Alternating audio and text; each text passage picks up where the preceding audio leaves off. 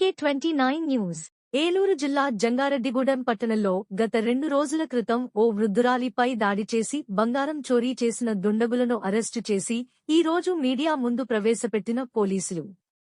DSP Ravichandra మాట్లాడుతూ 2 రోజుల క్రితం ఒక వృద్ధురాలిపైన దాడి చేసి బంగారు ఆభరణాల చోరీ చేసిన 2 నిందితులను అరెస్టు చేసి వారి వద్ద నుండి 3 బంగారు గాజులు స్వాధీనం చేసుకున్నామని, మరొక నిందితుడు పరారీలో ఉన్నాడని అతని కోసం పోలీసులు గాలిస్తున్నారు. త్వరలో 3వ నిందితుడిని కూడా అరెస్టు చేస్తామని తెలిపారు. వీరి ముగ్గురుపైన గతంలో పలు కేసులు ఉన్నాయని డీఎస్పీ రవిచంద్ర అన్నారు. ఈ కార్యక్రమంలో circle inspector Krishnababu, SI Jabir, సిబ్బంది పాల్గొన్నారు. ఈ నెల 4వ తేదీన ఒక వృద్ధ మహిళ ఇంట్లో ఒంటరిగా ఉంటున్న సమయంలో 3 వ్యక్తులు ఇంట్లోకి ప్రవేశించి ఆవిడ దగ్గర ఉన్నటువంటి మెడలోని హారం ఒకటి, అలాగే చేతికి ఉన్నటువంటి ఒక 3 గాజులు దొంగతనం చేయడం జరిగింది. ఈ గాజులు ఇవి లాక్కునే క్రమంలో ఆ చేతికి కూడా, ముసలావిడ చేతికి కూడా తీవ్ర గాయం కలగజేయడం కూడా జరిగింది.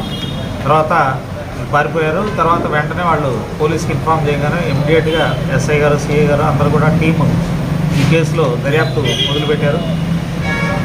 ఇందులో మనకు ప్రధానంగా సీసీ కెమెరాల ద్వారాను, కొన్ని సాంకేతిక పద్ధతుల ద్వారాను ముద్దాయిల యొక్క ఆచూకీని కనుగొనడం జరిగింది. ఇందులో ముఖ్యంగా 3 ముద్దాయిలు పార్టిసిపేట్ చేశారు. అందులో గుత్తాసీన్ అనే అతను ముఠాయిగూడెం కృష్ణాపురంలో ఉంటూ జంగారెడ్డిగూడెంలో టెంపరీగా నివాసం ఏర్పరచుకొని మట్టి పనులు చేస్తూ ఉంటాడు. అలాగే షేక్ ఫహీం అనే అతను జంగారెడ్డిగూడెంలోనే ఉంటూ చికెన్ కోర్టులో పనిచేస్తూ ఉంటాడు.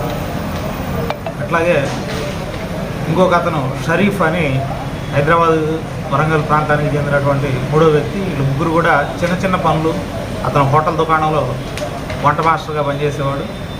ఈ 3 కూడా కలిసి మందు తాగే క్రమంలో స్నేహితులయ్యి, ఇందులో ఈ ఫహీం అనే వ్యక్తి క్రికెట్ ఆడటానికి పిరమిడ్ వైపు ఉన్న గ్రౌండ్లో వెళ్ళే క్రమంలో దారిలో ఉన్నటువంటి ముసలమ్మ ఒంటరిగా నగలు వేసుకుని ఉండటం ఇది గమనించి వీళ్ళతో డిస్కస్ చేసి దొంగతనం చేయడం జరిగింది. వీళ్ళని వెంటనే ఈ సాంకేతిక పద్ధతుల్లో వీళ్ళిద్దరిని కూడా, ఇందులో ఫహీం, గుత్తాసీను ఇద్దరిని కూడా అరెస్ట్ చేయడం జరిగింది. వీళ్ళ వద్ద నుంచి ఆమె దగ్గర దొంగిలించినటువంటి 3 బంగారు గాజులు కూడా రికవరీ చేయడం జరిగింది. అట్లాగే ఇందులో షరీఫ్ అనే అతన్ని అరెస్ట్ చేయాల్సి ఉంది. రికవరీ ఏమైనా ఉంది సార్?